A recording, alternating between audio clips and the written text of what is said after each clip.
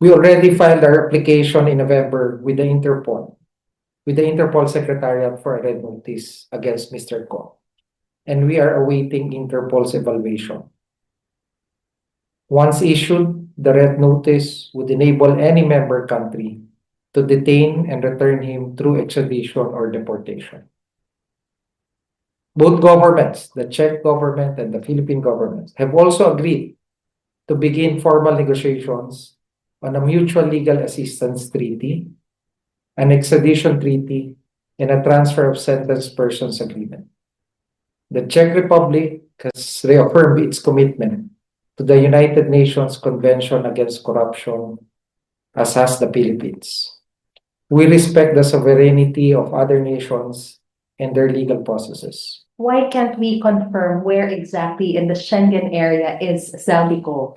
Because that information was not relayed to us. Where was his point of exit from the Czech Republic? That was not relayed to us. Same But to information us. is relayed. But We to asked. Why can't they give it to you?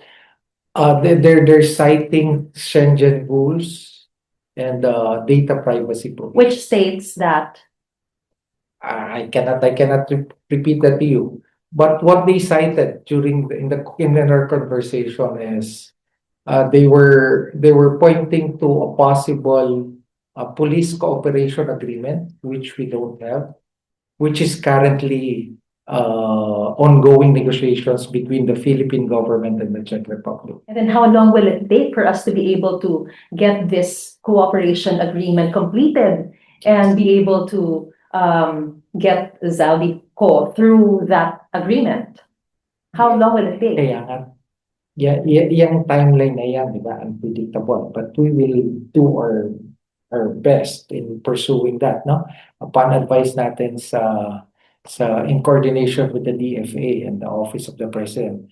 But still, dun sa isa rin nilang highlight, the lack of an international arrest warrant, which From is the red Interpol. notice. Ano po ang magagawa natin? Total, sabi, meron na tayong mga daladalang additional documents that will complete the requirements needed for us to be able to get the red notice from the Interpol.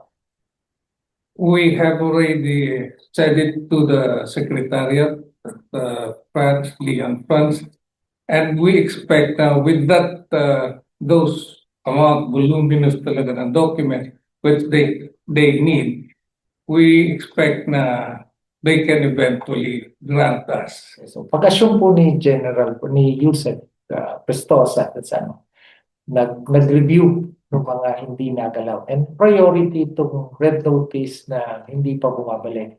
Na sa kabila ng ating request noong November, hindi pa nabalik sa atin. No? Hindi pa nabalik, hindi pa ini-issue yung red notice. So pinag-aralan saan yung mga successful na natin na red notice na nabigay. So ginawa natin, di ba? Kasi wala namang formal communication from Interpol Secretariat na ito yung kulang, yung ito kulang. Walang So ganun. wala eh. So ang ginawa natin, kinopya natin yung mga successful na folders natin. Dinagdagan natin, nakipag-ugnayan kami sa NBI, nakipag-ugnayan kami nagtulong-tulong na kami. DOJ, yung mga lawyers ko sa DOJ, Office of the Ombudsman, pati yung record sa COA, no? Nalikom namin lahat naging official records, no? Nakuha natin yung mga official records, na ipaliwanag natin, nagawa tayo ng paliwanag tungkol dun sa mga kasong kinakarap ng akusado, at naidikit rin natin na itong mga kasong ito ay kapareho ng mga kaso na laban sa korupsyon dito sa European Union. Kasi isa yun sa requirement. Kailangan may parallel, what's the technical term nun? Mutuality. Okay? Kailangan yung kinakaharap ng isang akusado ay pinaparusahan din dun sa bansa. Headlines are everywhere saying that Interpol red notice against Zaldico will be out soon. Bakit po ngayon biglang kulang pa po pala? Bakit po hindi siya na-address as early as perhaps December, January? Hindi ko masasabing tama yung term na kulang, no? But basically double pack tayo, no? So nag-due diligence tayo dahil hindi nagalaw. Kasi ang pagkakalam ko si Yusek Rastosa assumed office April 13.